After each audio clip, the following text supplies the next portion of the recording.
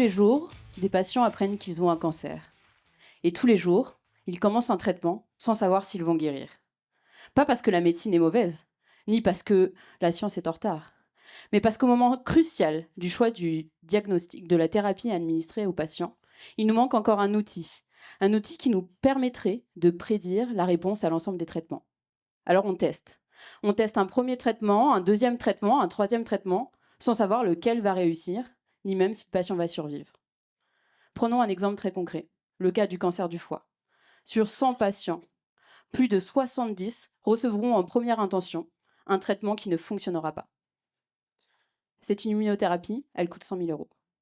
Et finalement, le plus malheureux, c'est que parmi ces 70 patients, plus de 50 mourront avant même d'avoir eu la chance de tester un second traitement. Je suis Madeleine Moscatelli, CEO et fondatrice de Believer, et c'est justement pour changer ces chiffres que l'on a créé Believer. Chez Believer, notre mission elle est claire, développer un service pour les oncologues afin de les aider à choisir le traitement le plus approprié pour chaque patient, et ça, dès le début de sa prise en charge.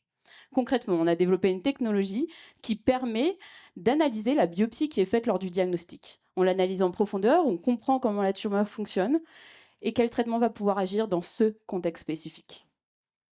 Les datas qui sont générées à la suite sont transmises à notre algorithme prédictif qui va pouvoir générer un rapport avec un score prédictif qui va pouvoir être remis à l'oncologue afin qu'il prenne la meilleure décision. Believer, c'est une spin-off de l'Institut d'oncologie de Bordeaux et avec mes 3 cofondateurs, on a su développer une entreprise qui mêle expertise en intelligence artificielle, business et oncologie. J'ai moi-même un bagage en entrepreneuriat et en biologie. Je suis alumna de Entrepreneur First à la station AF et Believer, c'est la deuxième startup que je cofonde. On est entouré d'un board business, notamment avec 50 partners santé qui nous accompagnent, et d'un board scientifique. On est soutenu par 7 hôpitaux en France, la Charité, l'Université de Chicago aux États-Unis. On a déjà testé et breveté notre technologie sur plus de 300 patients avec des résultats dans différents cancers qui sont très prometteurs. Et aujourd'hui, on développe notre premier produit sur le cancer du foie.